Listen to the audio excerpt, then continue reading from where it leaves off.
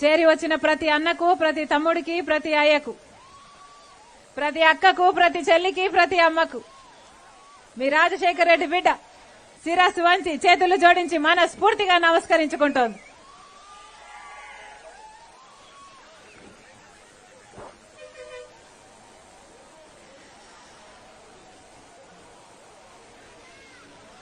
పక్కనే ఇక్కడికి చాలా దగ్గరలో యాదవ గ్రామం ఈరోజు పొద్దున పోవడం జరిగింది. అక్కడ ఒక యాదవ బిడ్డ శ్రీనివాస్ యాదవ్ అనే బిడ్డను ఇటీవల కాలంలోనే ఒక వారం క్రితం దారుణంగా హత్య చేశారు. చేసిన వాళ్ళు ఎవరు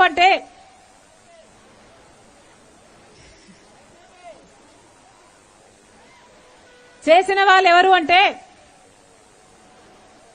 ఈ శ్రీనివాస్ యాదవ్ కుటుంబానికి అక్కడ కొంచెం పట్టా భూమి ఉంది. పక్కనే పెద్ద మనుషులు ఉన్నారు.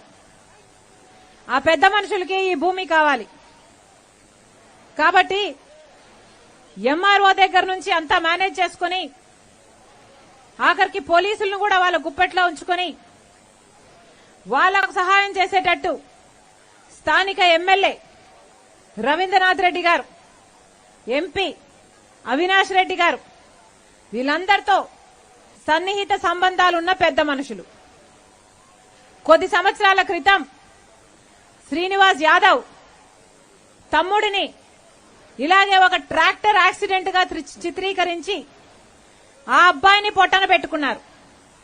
వారం రోజుల క్రితం అదే భూమి కోసం శ్రీనివాస్ యాదవ్ ని సొంత పొలంలోనే, ఆయన పొలంలోనే పనిచేస్తుండగా రాళ్లతో కొట్టి దారుణంగా చంపేశారు. ఇది పోలీసుల ప్రమేయంతో జరిగింది అని స్థానికులందరూ ఆరోపిస్తే స్థానికంగా ఉన్న సిఐని సస్పెండ్ చేశారు, ఎస్ఐని సస్పెండ్ చేశారు. కానీ విచిత్రం ఏమిటి అంటే ఆ కుటుంబము ఎవరినైతే దోషులుగా చూపుతుందో, మా బిడ్డలను పొట్టన పెట్టుకున్నారు అని వాళ్ళు ఆరోపిస్తున్నారో, ఎవరైతే వాళ్ళని ఏళ్ల తరబడిగా హింసిస్తున్నారో, వాళ్ళ భూమి గుంజుకుంటాము అని నానా రకాలుగా బెదిరిస్తున్నారో, చిన్న కొడుకుని ఈ కొడుకుని ఎవరైతే పొట్టన పెట్టుకున్నారో వాళ్ళ పేర్లు మాత్రం కనీసం పోలీస్ డిపార్ట్మెంట్ ఎఫ్ఐఆర్ లో కూడా చేర్చలేదు. ఇప్పటికీ యథేచ్ఛగా బయటే తిరుగుతున్నారు. ఎందుకు అంటే పెద్ద మనుషులట, ఎమ్మెల్యే రవీంద్రనాథ్ రెడ్డి గారికి సన్నిహితులట, ఎంపీ అవినాష్ రెడ్డి గారికి సన్నిహితులట. నాకు తెలియక అడుగుతాను, ఎమ్మెల్యేగా రవీంద్రనాథ్ రెడ్డి గారిని, ఎంపీగా అవినాష్ రెడ్డి గారిని ఎవరిని ఎన్నుకున్నారు? ఎవరు ఓట్లేస్తే ఎమ్మెల్యే ఎంపీ అయ్యారు? అధికారం ఇచ్చింది ఎవరు? ప్రజలు. ఏ ప్రజలు? ఆ శ్రీనివాస్ యాదవ్ ఎవరైతే చచ్చిపోయాడో ఆ కుటుంబం కూడా ఓట్లేస్తే వీళ్ళు ఎమ్మెల్యేలు, ఎంపీలు అయ్యారు. ఈరోజు ఓట్లేసిన వాళ్ళు అన్న కృతజ్ఞత లేదు. భూమి కావాలనుకున్న వాళ్ళు సన్నిహితులట, పెద్ద మనుషులట, వాళ్ళకు సాయం చేయబోయి వీళ్లను హత్య చేయడానికి కూడా వెనకాడలేదు. ఆఖరికి ఆ పెద్దాయనైతే నా ఇద్దరి కొడుకుల్ని ఈ భూమి కోసం పోగొట్టుకున్నానమ్మా, రమ్మనండి తల్లి, నా భూమి రాసిచ్చేస్తాను, నా కొడుకులను నాకు ఇవ్వండమ్మా, నాకు ఈ భూమి వద్దు, నాకు జీవితం వద్దు, నేను చచ్చిపోయినా పర్వాలేదు, నా భూమి పోయినా పర్వాలేదు, నా కొడుకుల్ని ఇవ్వండమ్మా, హత్య చేసిన వాళ్ళు యథేచ్ఛగా తిరుగుతున్నారు అని బోరుమని ఏడుస్తున్నారు. ఇది స్థానికంగా ఇక్కడ మీ మండలంలో, మీ పక్కనున్న గ్రామంలో జరిగిన విషయం. ఇక మీకే ఇంత అన్యాయం జరుగుతుంటే ఇక రాష్ట్రంలో ఉన్న వాళ్ళ సంగతి ఏమిటి? ఎక్కడ చూసినా ఇందాక అన్నట్టు, ఈ చంద్ర అన్నట్టు ఎక్కడ చూసినా వైను మైను, ఎక్కడ చూసినా శాండ్ ల్యాండ్. ఈ మాఫియాలు. ఈ రవీంద్రనాథ్ రెడ్డి గారు నిన్న ఇదే అవినాష్ రెడ్డి గారిని పక్కన కూర్చోబెట్టుకుని సాక్ష్యాలు గంగిరెడ్డి తుడిచేస్తుంటే అవినాష్ రెడ్డి గారు అమాయకంగా నించొని చూస్తున్నారట. ఎందుకు అమాయకంగా చూస్తున్నారు సార్? అవినాష్ రెడ్డి గారు హత్య చేయకపోతే అసలు బాడీని ఎందుకు క్లీనప్ చేస్తున్నారు, సాక్ష్యాలను ఎందుకు మాయం చేస్తున్నారు అని అవినాష్ రెడ్డి గారు ఎందుకు అడగలేదు సార్ అని అడుగుతున్నాం.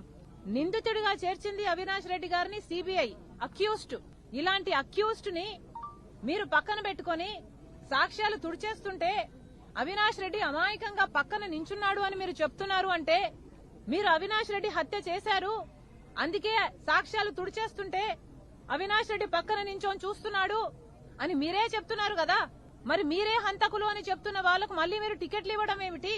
హంతకులను వెలకేసుకొస్తున్న రవీంద్రనాథ్ రెడ్డి గారికి టికెట్ ఇవ్వడం ఏమిటి? ఏం మాట్లాడుతున్నారు మీరు?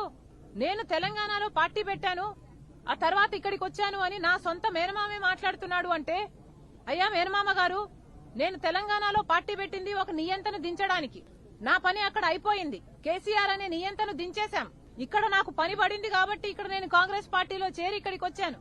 కాంగ్రెస్ పార్టీలో చేరింది కూడా ఎందుకంటే జగన్మోహన్ రెడ్డి గారు, మీరు మీ పార్టీ ప్రత్యేక హోదా తెస్తాము, మేము రాజీనామాలు చేసైనా తెస్తాము, వాళ్ళ తల ఉంచైనా తెస్తాము అని చెప్పిన మీరు ప్రత్యేక హోదాను విస్మరిస్తే మన రాష్ట్ర ప్రయోజనాలను పోలవరం అయితేనేమి, కడప స్టీల్ ఫ్యాక్టరీ అయితేనేమి, రాజధాని అయితేనేమి, ఇలా ప్రతి ఒక్కటి జాబ్స్ విషయంలో అయితేనేమి, బిడ్డలకు ఉద్యోగాలు అయితేనేమి, పూర్తి మద్యపాన నిషేధం అని చెప్పి మోసం చేస్తేనేమి, 3,000 కోట్ల ధర స్థిరీకరణ నిధి రైతుల కోసం ఏర్పాటు చేస్తామని చెప్పడం అయితేనేమి, 4,000 కోట్ల రూపాయలు రైతు నష్టపోతే ఒక ఫండ్ ఏర్పాటు చేస్తామని చెప్పడం అయితేనేమి, అమ్మఒడి కింద 2 బిడ్డలకు ఇస్తామని మీరు చెప్పి ఇప్పుడు ఒకరికే ఇవ్వడం అయితేనే, ఇవన్నీ మీరు ప్రజలకు చేస్తున్న మోసాలు. కాబట్టి మీ తప్పులు ఎత్తి చూపడానికి నేను ఇక్కడ అడుగు పెట్టాను. అంతేకాదు ఈ కడప జిల్లా, కడప పార్లమెంటుకు నేను పోటీ చేస్తున్నది కూడా మీరు ఇలాంటి హంతకులను వెనకేసుకొస్తున్నారు కాబట్టి మళ్లీ ఇలాంటి హంతకులు అవినాష్ రెడ్డి ఇలాంటి సిబిఐ అక్యూజ్డ్ అని చెప్తున్న వీళ్లకు మళ్లీ మీరు టికెట్ ఇచ్చి వాళ్ళ అధికారాన్ని పెంచి వాళ్ళని మళ్లీ చట్టసభలకు పంపిస్తుంటే తట్టుకోలేక, రాజశేఖర రెడ్డి గారి తమ్ముణ్ణి అంత ఘోరంగా చంపితే ఇంత అన్యాయం జరుగుతుంటే తట్టుకోలేక ఈ రోజు రాజశేఖర రెడ్డి బిడ్డ నిలబడింది. కడప జిల్లా ప్రజలందరూ కూడా అప్రమత్తంగా ఉండండి. మళ్లీ ఇలాంటి నాయకులకు ఓట్లేస్తే ఇవే మళ్లీ జరుగుతాయి.